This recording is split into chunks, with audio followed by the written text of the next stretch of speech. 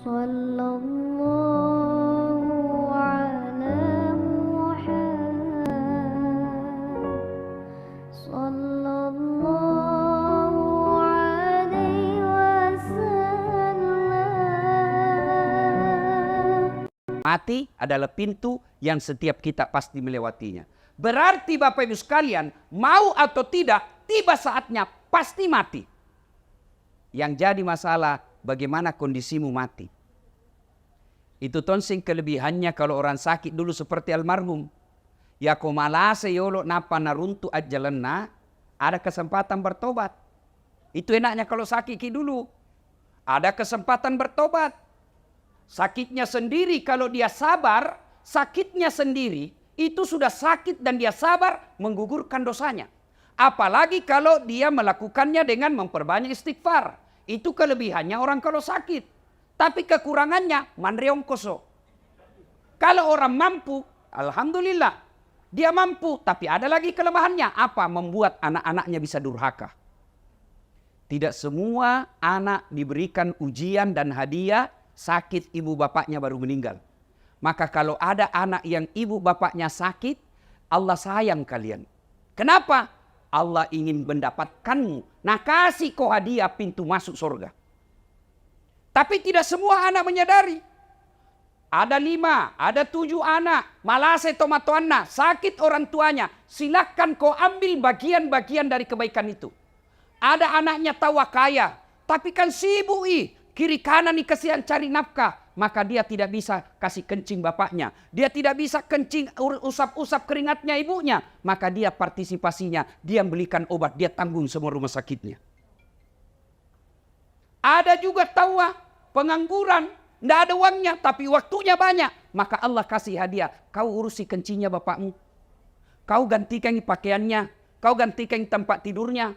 Kau yang rawat kau yang suap Itu semua. Jadi ketika ada orang tua sakit, Allah menguji kalian. Mau kau ambil ini surga atau tidak? Tapi sayang 1000 sayang. Banyak anak diuji orang tuanya stroke. Diuji orang tuanya kena serangan gula. Aduh. Anaknya 1 tahun mulai mengeluh. Kenapa? Istrinya yang tidak sabar. Maka bu, hati-hati milih mantu. Kalau masih mahasiswa sanging kuku najina jaga, mana potong kuku pigitongi salon, mau kok kira-kira nak kasih kencing kalau sakit kok. Carita campur raktu. Tenamo, mana matana nasare tongi soplens. Bulu matana tak lapis-lapis. Kira-kira mau kok nabukakan pempersmu kalau stroke mako. Nah bilangi suaminya kasih masuk panti jompo itu orang tuamu. Itu gunanya orang hati-hati milih mantu. Karena ada orang baik anaknya, istrinya panrasu-rasu. Banyak yang begitu. Bersaudara bagus kasihan. 4 bersaudara, sekandung seibu. Masya Allah baik rukun. Datang istrinya. Kan kau anak pertama. Selama hidupmu bapakmu banyak kau kasih. Selama hidupmu bapakmu semua kau yang ngurus. Sekarang meninggal apa kek kau bisa ambil di situ? Mulai itu. Maka ibu hati-hati Untuk apa dia cerdas? Untuk apa dia cantik? Kalau nasi sakit nanti kalau pensiun maki. Percaya itu yang pelihara kuku. Mana giginya nak kawat. Nak kasih soples batana. Rambutnya nak kasih kriwil-kriwil. Oh. Tena harapan. Mandreong koso. Betul kak. Lihat maki pelajari maki anak mantunya orang yang magaya. Justru yang miskin itu kodong. Yang alumni pesantren. Yang orang dari kampung. Itu yang ngurus nanti mertuanya ketika sakit. Maka paling celaka kalau mantu tak sudah jelek. Miskin. Mane beleng-beleng. Nah, ada juga orang tidak sempat sakit. Ada. Tiba-tiba naik mobil. Bak! Mati kita. Ada tuh kelebihannya. Apa kelebihannya? Tidak makan ongkos. Iya toh? Apalagi kelebihannya? Anaknya tidak sempat punya dosa sama orang tuanya. Tapi apa kekurangannya? Tidak sempat tobat. Nah ini yang lebih parah. Kalau tidak sempat kita tobat. Apa mi kalau selama ini hidup ki 40 tahun. Malam tidak jelas kemana. Duhur tidak pernah hadir di masjid. Ramadan tidak pernah puasa. Puasa ji tapi pertengahan, akhir dan awal ji. Lebaran paling duluan dapat karena di masjid karena baju baru.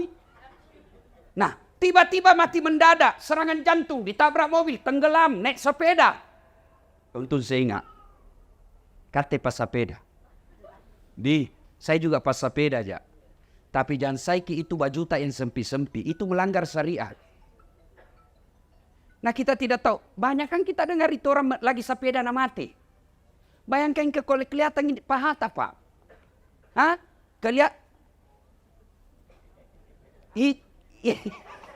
Tipis na celanana baru. Oh mana?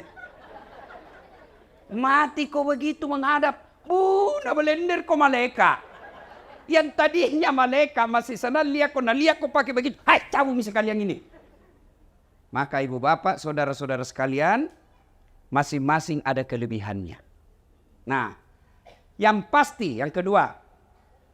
Ya, yang kedua. Hidup ini, maka dia pun Allah Ta'ala. Wa mal hayatud dunya illa mata'ul hurur. Das'ad, Firdaus, Haji Amir. Ini dunia ji sementara ji saja. Acule-cule mi. Maringarak kombo. Ada tambangmu. Sebentar jika. Maka dunia ini hanya titipan. Apa titipan dunia itu macam-macam. Satu, titipan dunia ada yang disebut harta. Harta ini titipan. Ada pula titipan berupa ilmu. Ustadz. Ada pula titipan berupa anak. Ada pula titipan berupa umur. Titipan semua itu. Maka ketika Allah kasih kau titipan. Satu, jangan kau sombong. Yang namanya titipan bos. Jangan kau sombong. Harta. Titipan itu. Ini. Ada mobil di sini 3-4 kayaknya di dalam sini. Titipan ji. Titipan nih. Kalau mati ki. Seperti almarhum. Nah bawa hartanya. Nggak. Kaos kaki aja nggak boleh dipakai. Dasi aja nggak boleh dipakai. Titipan aja ini. Harta ini titipan. Maka yang namanya titipan. Jangan kau sombong dengan hartamu. Maka ambil ilmunya tukang parkir. Ini banyak semua tukang di sini, Pak Warkop. Nah bilang temanku, jangan mengaku anak Warkop Makassar kalau kau tidak tahu camidu. Apa itu camidu, Ustaz? Catat mi dulu. Ketua Pak Amir. Ayo. Coba lihat itu tukang parkir di Warkop. Masya Allah baik na hatina. Nggak ada sombongnya. Banyaknya mobil na jaga. Nggak pernah patenten sombong.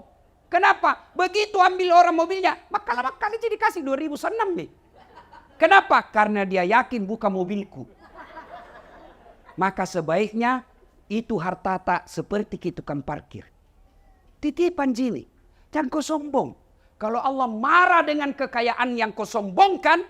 Allah ambil hartamu. Sekejap ji. Maka dami pun Allah Ta'ala. Kun fayakun. Jadi habis. Apa contohnya? Tsunami. Lihat itu kalau tsunami hancur. Gempa, kebakaran. Maka harta jangan membuat kita sombong. Ibu-ibu. Tahu ki Fir'aun? Tahu ki?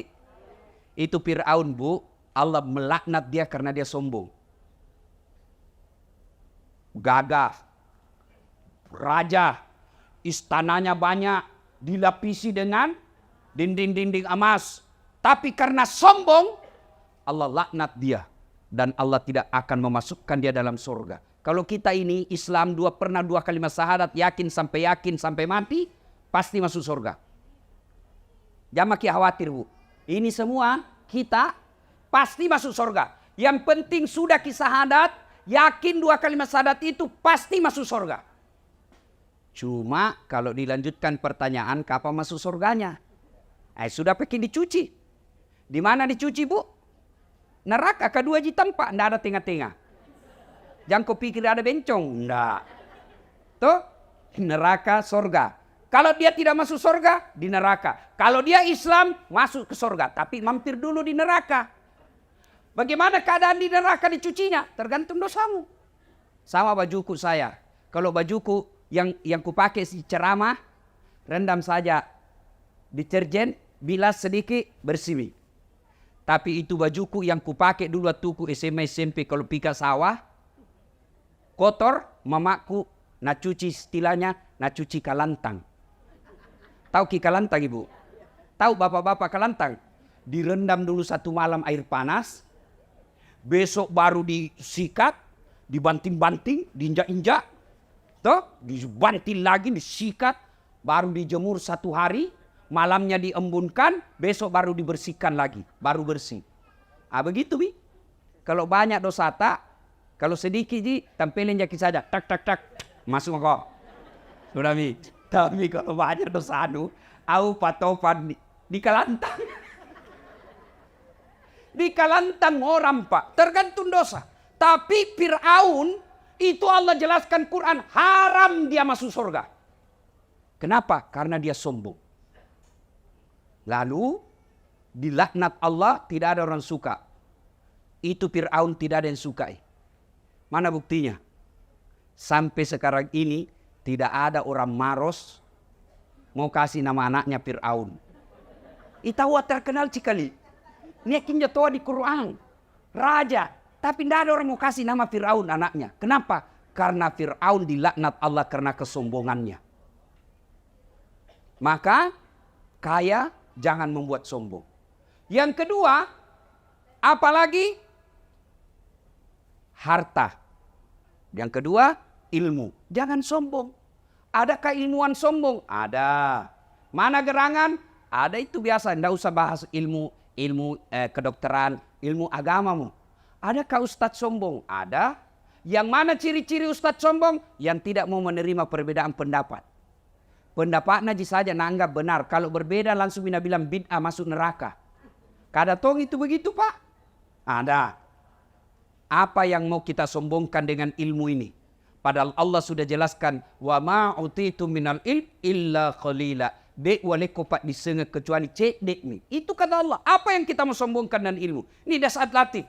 Yang merasa hebat. Bukan karena saya cerdas. Bukan karena saya jago. Tapi karena ada penontonku. Saya bisa viral. Sampai penonton saya di YouTube sudah 148 juta. Bukan karena saya hebat. Tapi karena ada yang nonton. Coba kalau saya ceramah di sini. 2 jam berapi-api. Membara. Tidak ada yang nonton. Lewat patopan. Lama misaki itu Ustaz. Iya toh? Iya. Jadi kalau jadi penceramah ilmuwan. Jangan kau sombong. Kalau Allah marah. Nah kasih pikun kok. Ada banyak pikun. Ada banyak pikun. Ada walau benar atau tidak. Ini cerita-cerita ji. Ada profesor. Dekat-dekat mi pensiun. Mau pi mengajar. Setiap dia mau pi mengajar. Selalu nak cium istrinya. Ini 2 minggu mi. Tidak dicium istrinya. Dah protes istrinya. Bilang, Pak. Biasanya kalau mau pi mengajar kau cium kak. Ini mau mi 2 minggu tidak pernah mau cium-cium. Dalam hati astagfirullah. Berarti siapa kau cium selama ini? Ternyata pembantu cium. Jantung modus.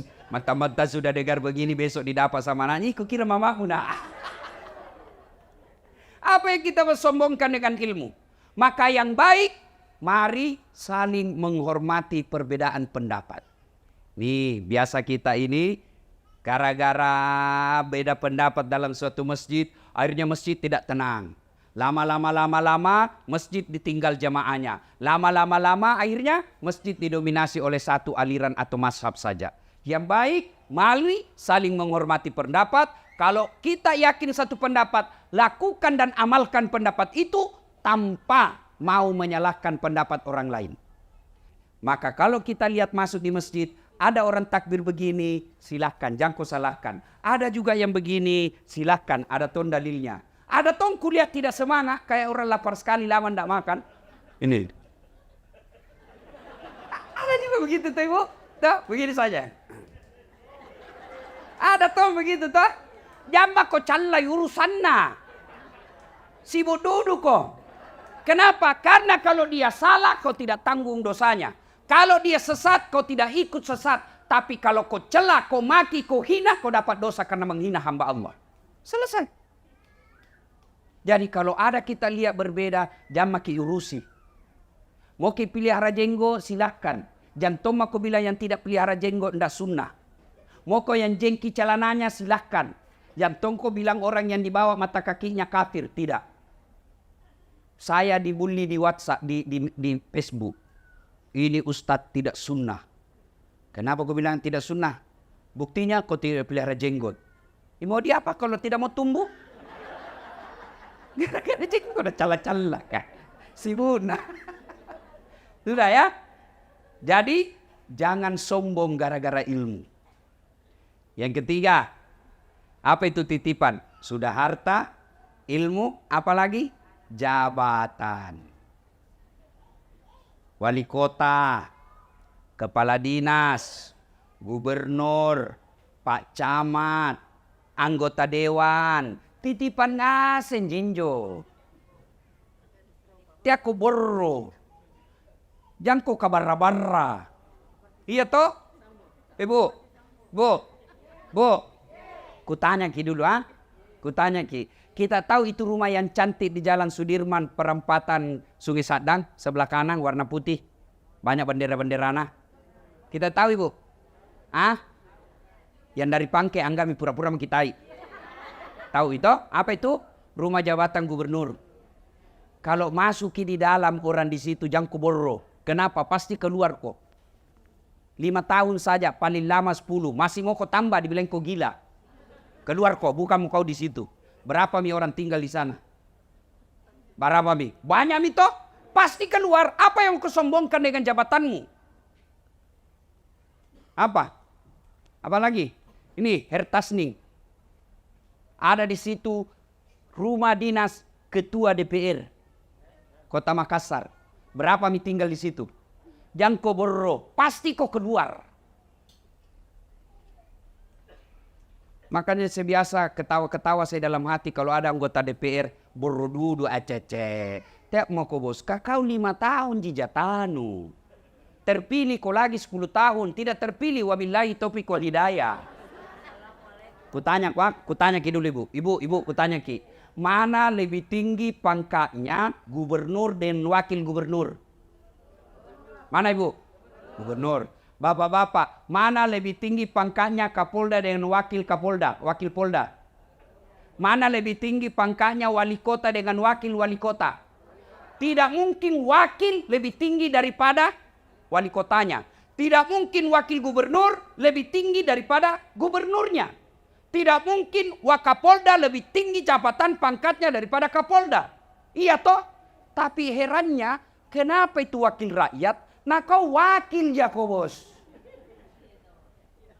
Ini nak kepatak kekuasaan rakyat. Kau wakil ya kau.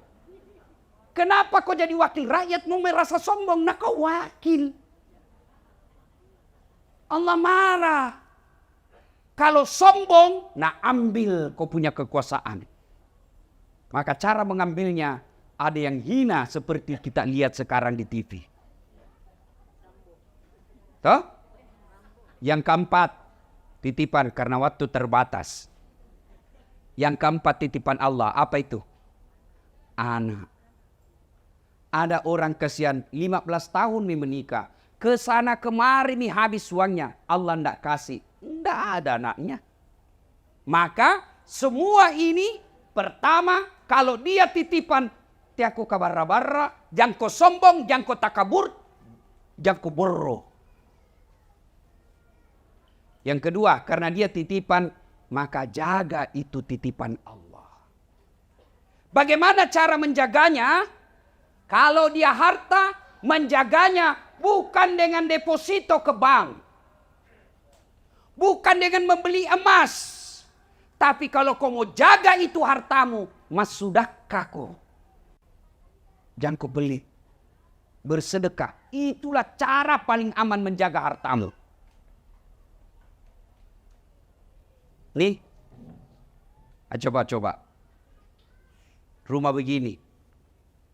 Mewah. Ada mobil. Kalau meninggal ki bu, siapa tempati? Kalau meninggal ki. Istri kedua. Pasti nih bu. Kawin lagi. Jangan aku lagi pikir cemburu kalau dikubur. Nggak ada urusan cemburu orang dikubur. Iya toh? Nih, ibu-ibu nih.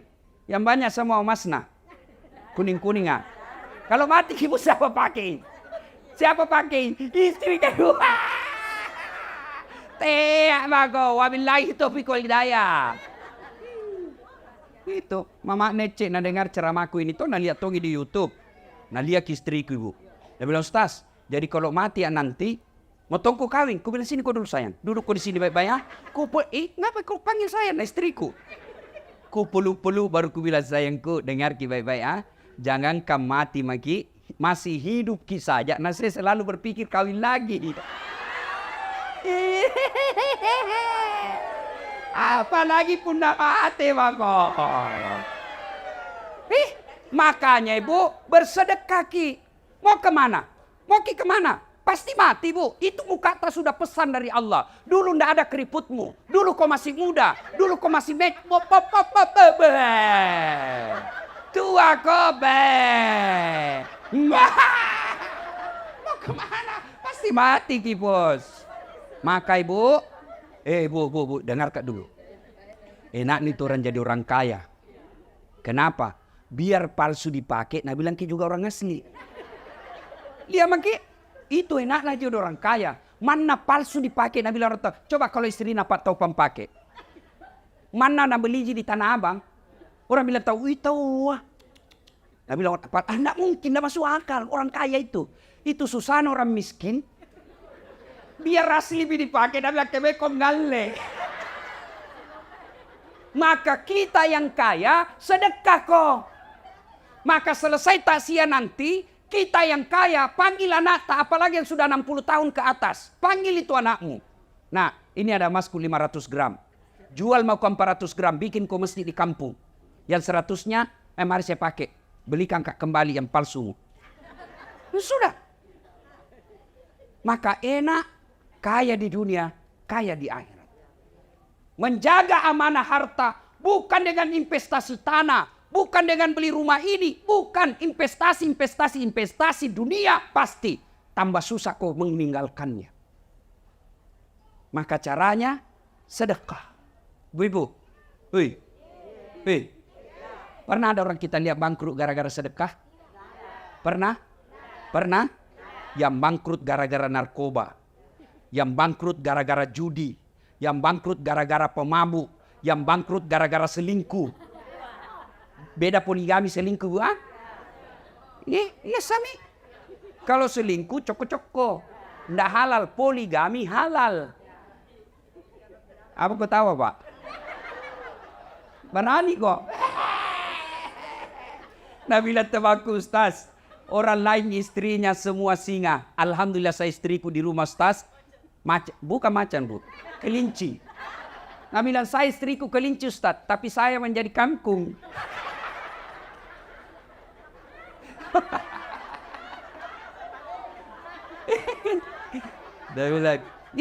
Nabila ya satu temanku nak Ustaz selama dengar ceramahmu alhamdulillah istriku jadi malaikat. Wih tahu ah tapi malaikat pencabut nyawa.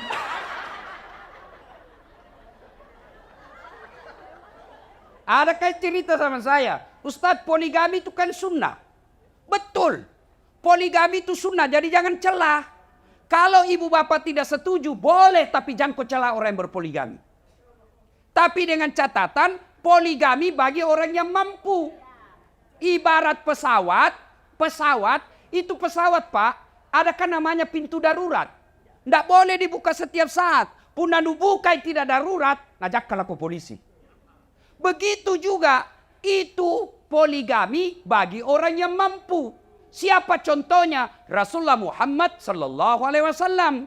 Kenapa beliau mampu sholat tahajudnya tiap malam?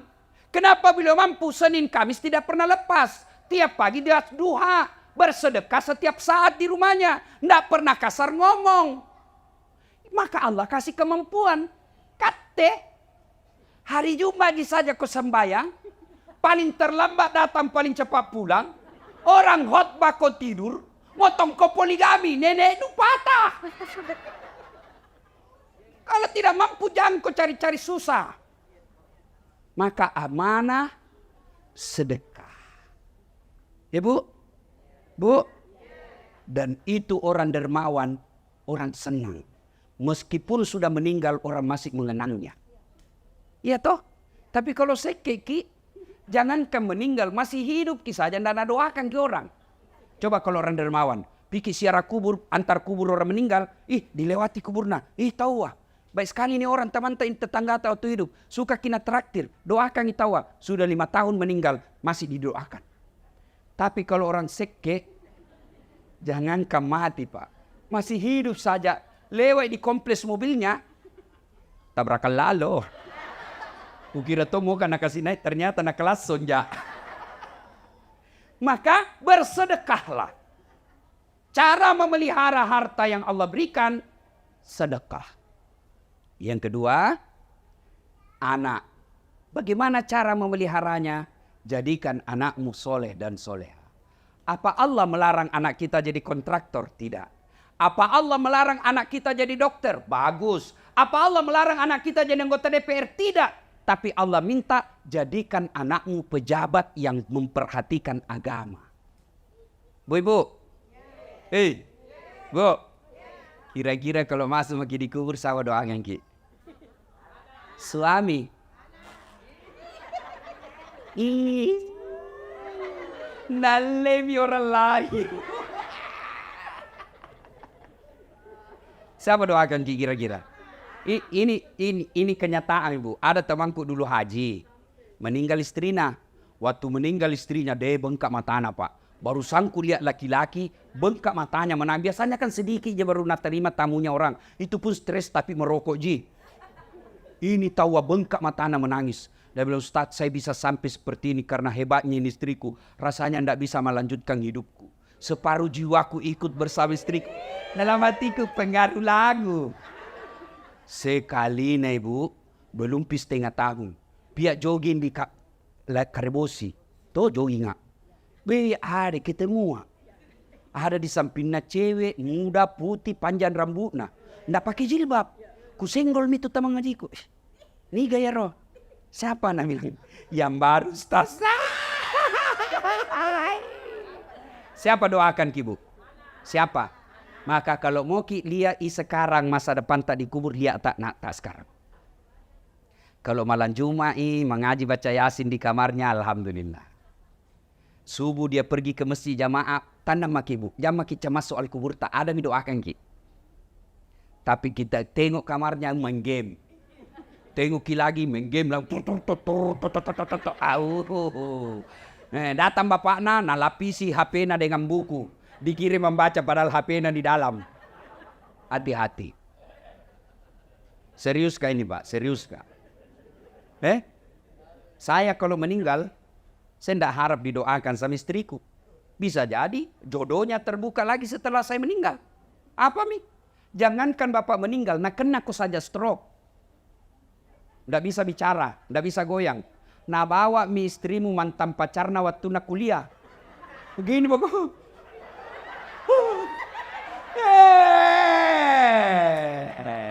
Belum pak kau dikubur itu, belum pak kau dikubur. Apai? Maka anakmu jadikan apa nurasa ini? Itu mi bayangkan mi, nak kena kau stroke, ndak bisa kau bicara, lu kencingin dirimu, ndak bisa kau goyang, baru istrimu nak bawa mantan pacarnya yang duda. Begini pak kau terus. Dia bilang bunuh mak. Makanya Bapak Ibu sekalian, doakan anakmu. Bagaimana cara jadi anak yang soleh dan soleha? Baca Ki Quran kodong. Baca Ki Quran. Ada itu dalam surah Luqman. Jelas itu dibahas oleh Allah mulai dari surah Luqman ayat 14. Ya bunayya, wahai anakku, jangan kau serikatkan Allah. Jak mupat dua puangnya. Beneta lagi dia namanya lipat dua. Apalagi pungalau ta'ala. Ajarkan anakmu dari kecil. Kul huwallahu ahad. Dia tidak tahu tafsir Ustaz. Kasih lagu karena anak-anak senang lagu. Katakan Tuhan itu satu. Rama. Iya toh. Yang mau ku kasih adil lagu-lagu patolo-tolo. Bu ami belaulan kupu-kupu, siang makan nasi, kalau malam minum susu. Mana kupu-kupu makan nasi dong?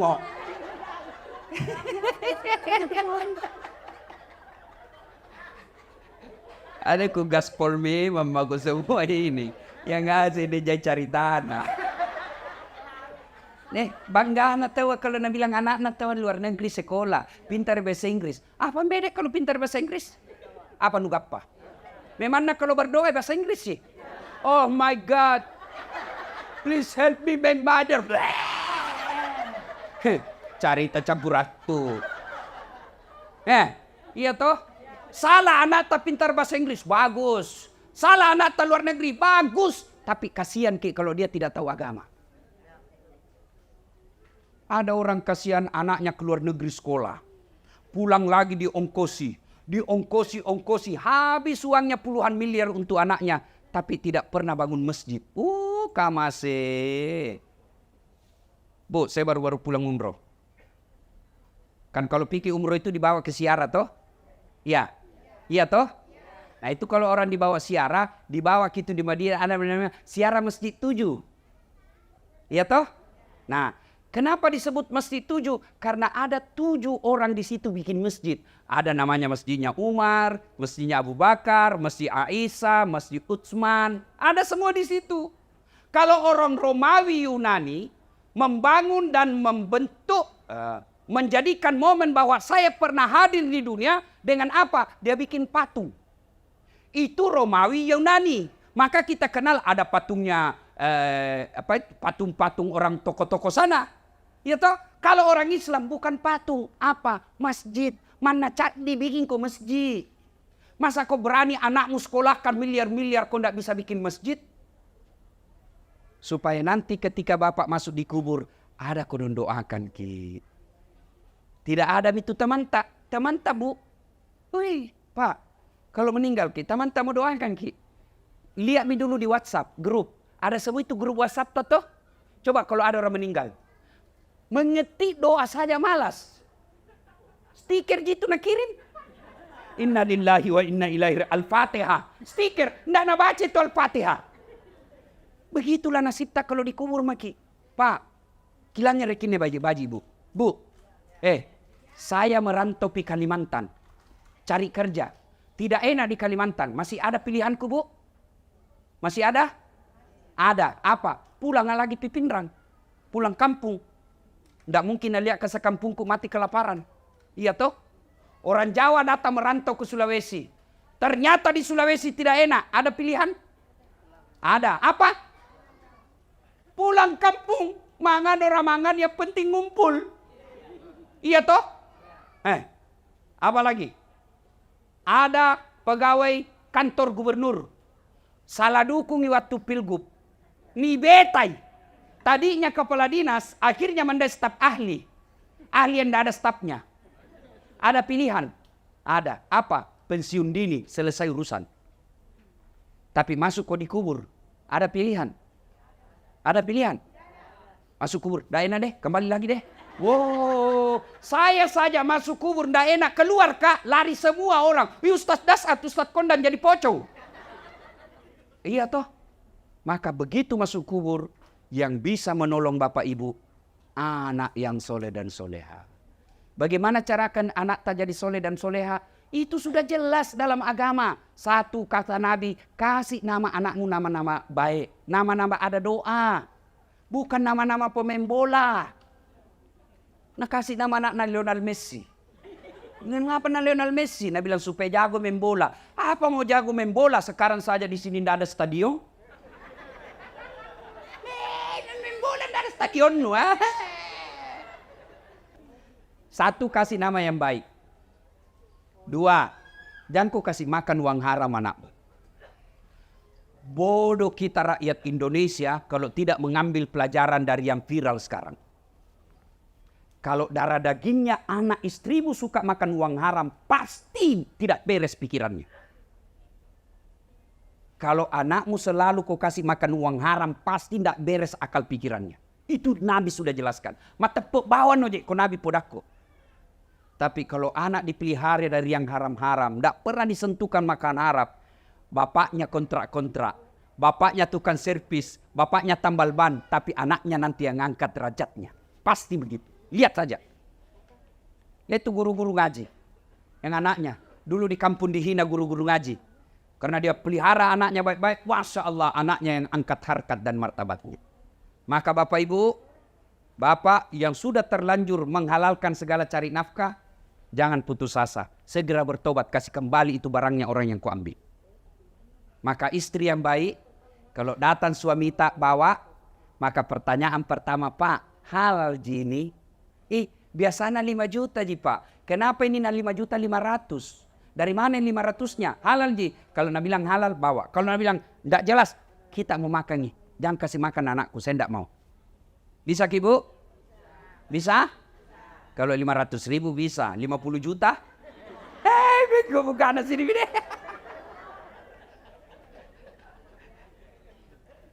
Tiga. Kasih nama. Jangan kasih makan uang haram. Yang ketiga, cara mendidiknya anak kita adalah berikan keteladanan.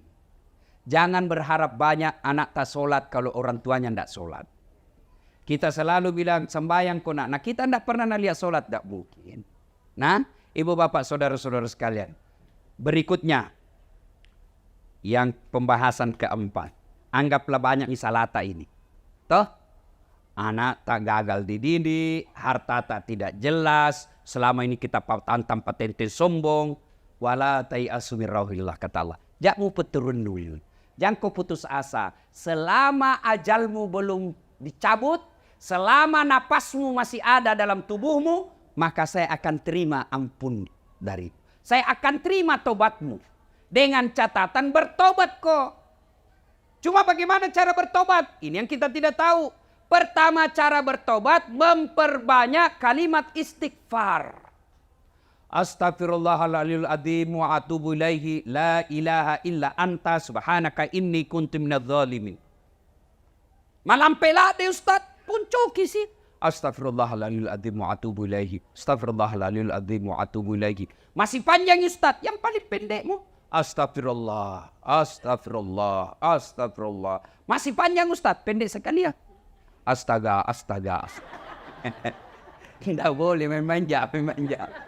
Paling pendek. Tidak ada artinya itu astaga. Tidak ada artinya. Astagfirullah. Itu mah. Tidak ku tahu bahasa Arabnya, bahasa Indonesianya. Puang. Ya Allah maafkan saya. Ampuni saya Allah. Ampuni saya Allah. Satu. Yang kedua, tobat bilisannya dengan melazimkan selesai sholat 5 waktu. Membaca zikir Subhanallah 33 kali. Alhamdulillah 33 kali, Allahu Akbar 33 kali. Itu sebabnya Nabi menganjurkan selesai kau sholat, baca kau itu 33 kali. Subhanallah, Alhamdulillah, Allahu Akbar. Kenapa? Hadis menjelaskan orang yang baca dengan sepenuh hati, maka Allah gugurkan dosa-dosanya. Dengan catatan pada cengi bacana, perbaiki bacaannya. Jangan terlalu cepat. Tidak tahu apa dia bilang, kayak makan pisang goreng panas. Jumlah. Ya sesehera enggak. Sama-sama subhanallah dibaca. Sama-sama 33. Sama-sama mulainya. Saya baru 11 dia sampai mi. Karena saya jumlah. Apa itu jumlah? Nasa ngogi koma pigau decek ko. Pigau isi decek na. Takala ni mu pigau. Takala mu baca. Pada cengi bacana. Subhanallah. Dullah. Ada dullah di samping apa dipanggil kakak siapa panggil kau itu ku dengar tadi dullah. Yang ketiga istighfar tadi, yang kedua memperbanyak yang tadi. Yang ketiga adalah melazimkan sholat sunnah taubat. Bagaimana cara sholat sunnah taubat? Sama sholat sunnah yang lain, cuma beda niat, beda tempat. Kalau tahajud, niatnya tahajud. Kalau duha, niatnya duha. Kalau sholat taubat, Nabi melaksanakannya selesai sholat maghrib nunggu isya. Berapa rakaat? 2 rakaat baik, 4 rakaat bagus, 6 rakaat lebih utama. Artinya boleh tonji 2. Kalau sempat tak 2 ji. Tapi kalau lebih mulia dan lebih bagus, 6 rakaat. 2 rakaat salam, 2 rakaat salam, 2 rakaat salam. Apa gerakan dan bacaannya? Sama sholat sunnah yang lain, cuma beda niat. Boleh diucapkan? Boleh. Boleh tidak diucapkan? Boleh. Tidak mesti diucapkan itu usalli. Ada orang tidak jadi sholat gara-gara tidak nak hafal. Niat itu bukan menghafal. Begitu ibu bangkit dari tempat duduk, maghrib, dalam hati tak, mau ke sholat maghrib. Selesai sholat maghrib, mau juga sholat taubat. Itu niat. Tidak harus diucapkan. Kalau mau ucapkan boleh. Usalli sunnatal taubat. Raka'ataini lillahi ta'ala. Allahu Akbar. Wakatai mas sampajat taubat 2 rakaat. Sunnah iriseseku. Nasabah pungallahu ta'ala. Allahu Akbar. Saya niat sholat taubat 2 rakaat. Sunnah hukumnya bagi saya lillahi ta'ala. Allahu Akbar. Tidak hafal itu. Berdiri maki saja. Ambil cara gampang. Tuhan. Semain sunnah taubat karena Allahu Akbar. Boleh. Boleh begitu. Sudah ulang lagi Tuhan. Masih seperti yang tadi. Allahu Akbar. Tapi jangan begitu terus. Tapi sah, boleh. Boleh Bu. Daripada Ibu katakan. Salli.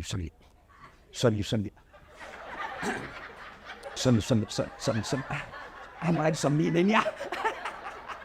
Iya toh? Kita bukan ke orang Arab. Ya, maka niat tidak harus diucapkan. Boleh dalam hati. Makanya coba lihat kalau pergi tanah suci. Lihat orang Arab Bu. Kalau masuk masjid, jalan itu begini toh. Jalan ini. Allahu Akbar. Langsung gitu, berdiri tegak. Allahu Akbar. Kalau kita kan selalu dulu. Loading. Bacaannya sama. Ibu mau baca doa iftitah bagus. Tidak baca tetap boleh. Baca Al-Fatihah. Baca surat pendek. Ruku, i'tidal, sujud. Duduk di antara 2 sujud. Sujud lagi, naik lagi, dan seterusnya. Assalamualaikum warahmatullahi wabarakatuh. Di mana tobatnya? Sujud terakhir. Dengan catatan, kalau mazhab Syafi'i jangan ucapkan, dalam hati saja. Itu bagaimana caranya? Anggap dalam hati ini Bu, anggap dalam hati. Karena kalau ku jelaskan ki dalam hati, tidak mengerti ki.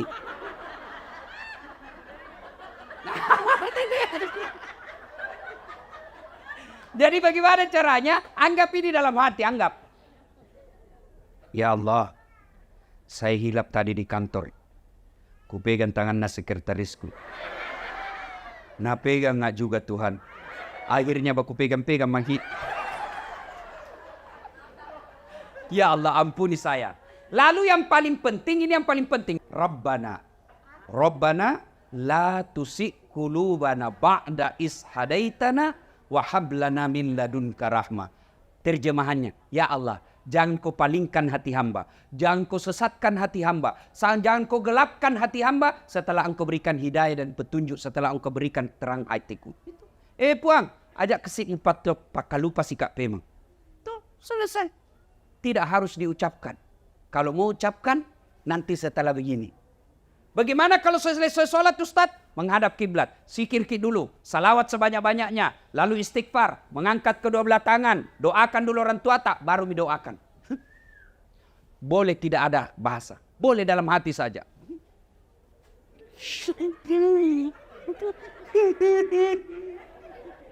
Oh, baru kawin lagi suaminya. Berdoa. Tidak harus diucapkan. Nah, namanya salat sunnah taubat. Yang berikutnya cara bertobat. Setelah memperbanyak lisan tadi. Yang kedua dengan salat sunnah taubat. Yang ketiga adalah mengganti kesalahan dengan kebaikan-kebaikan. Kalau selama ini tidak pakai jilbab. Dia bertobat. Maka wajib sudah dipakai jilbab. Tidak bisa lagi katakan. Yang penting kan hatimu. Tidak boleh. Kalau selama ini masih suka judi. Bertobat. Buang semua hasil judimu. maka kau lakukan yang kebaikan, ganti dengan amal-amal soleh. Dan kalau kita bertobat dengan sepenuh hati, Allahu Akbar, maka di punggung Allah Ta'ala, Innallaha yuhibbut tawwabina. Saya cinta kau hambaku yang bertobat. Sudah berdosa, lalu datang membawa dosa kepada Allah, lalu dia bertobat, maka di punggung Allah Ta'ala, mega dosamu dan pengekku lebih mega pak. Maloppo dosamu lebih maloppo pak adom pengekku. Berarti yang jadi masalah bukan dosa, yang jadi masalah mau ndak kita bertobat. Tujuan salah satu di antara kehadiran kita ini, selain sebagai rasa simpati kita, rasa duka kita terhadap teman, keluarga, karib kerabat kita atas wafatnya almarhum, juga karena kita ingin lebih memperbaiki diri. Caranya paling praktis, kembali ini, maka ada kesalahan-kesalahan yang kita lakukan, segera bertobat. Jangan lagi menunggu nanti tua, karena ajal tidak pernah menunggu kita tua. Jangan lagi berpikir saya tobat dulu. Tidak, segeralah. Karena taubat tidak harus tua, tidak harus muda, tidak harus segera, tidak harus banyak dosa. Tapi taubat adalah urusan setiap manusia yang ada nyawanya. Setiap ada nyawa pasti ada dosa. Dan pada saat dosa bukan dosa masalah kita, tapi mau tidak kita bertobat. Ibu bapak saudara-saudara sekalian, inilah tausiah kita pada taklim kita kali ini. Mudah-mudahan ada manfaat. Terima kasih atas segala perhatian. Mohon maaf atas segala kekurangan. Usikum wa nafsi bitaqwallah. Assalamualaikum warahmatullahi wabarakatuh. Sallallahu